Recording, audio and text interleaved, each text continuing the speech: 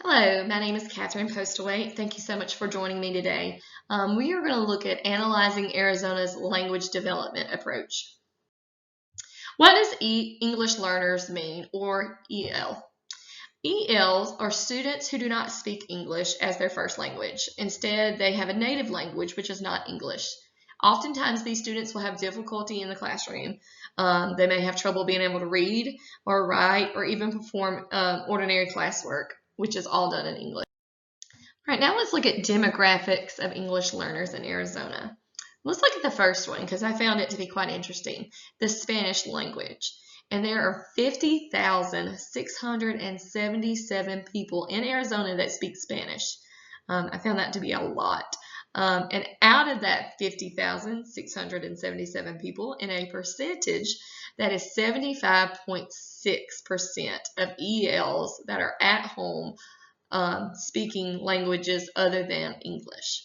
So that's a lot of people. And you can also see there the other languages too. It goes all the way down to Somalia, which I thought that was kind of interesting. There was almost 400 people in Arizona that speaks that language as well. What is a structured English immersion, or SEI?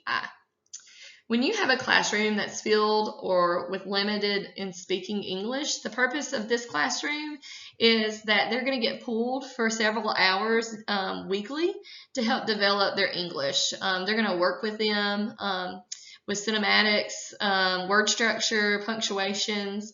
Students are placed in different groups depending on their need and their abilities. Now let's look at Arizona's language development approach. Arizona's language development approach is the framework and instructions that help support ELs in Arizona.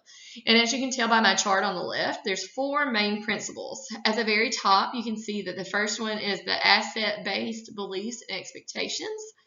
Then on the right, you have the integrated instruction in disciplinary language and content. Then on the bottom right, you have the targeted and excellent language instruction. And then you also have the assessment, monitoring, and feedback. So let's look at the first principle. As you see, it's the asset-based and behaviors and expectations. And with English learners being rich in cultural background to the classroom, they can bring different knowledges of different cultures and different resources, which will help benefit the school as well as the classroom. And it also benefits the community because they're able to know more about that culture. ELs will develop a confidence in this skill because they're able to tell people about their culture. Let's look at principle number 2, integrated instruction in disciplinary language and content. So that just states that all educators are to share the responsibility in being able to design and create their teaching, their instructions. They need to help with the language and the literacy development, and as well as the content learning of ELs. Now let's look at principle number 3, targeted and excellent language instruction. That just states that it's an important opportunity to support our EL students. They're coming from something that they've always known, and they're coming in and being put in a position where they don't know anyone, don't know the language, don't know what to do. So creating disclosure practices, they need to help encourage and help their level of disciplinary content. So now let's look at principle number 4, the assessment, monitoring, and feedback. With this step, you are helping your ELs with their language and their knowledge by giving assessments. They can be either formative or summative. Either way, it's kind of to better understand what the students know and how to get more help in the future to continue to help them. What is student agency and why is it so important?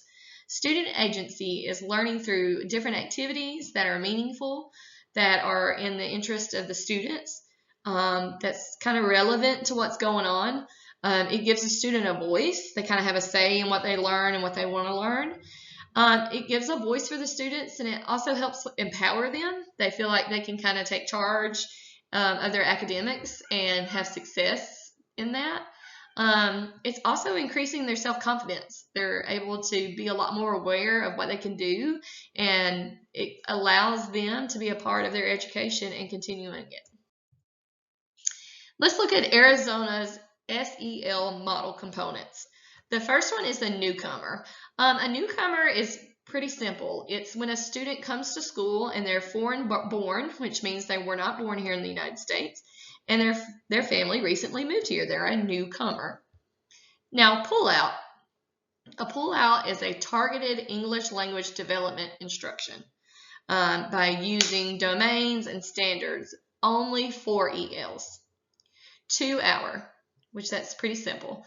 A student will receive 2 hours of English teaching in a structured immersion classroom. And then last one, the 50-50 dual language immersion, where students will receive instruction in English and also in their native language. And it's 50-50. They'll get 50 in English, and then they'll get 50 in their native language, which kind of just helps them to learn more about the English language, but not lose where they come from in that native language. And as you see on my next 2 slides, these are my references. These are things that I pulled for this slideshow, so you can go on these, and if you feel like they would be any help to you, that would be great. So they're there, and there is another one there. So thank you so much, and I hope you have a great day.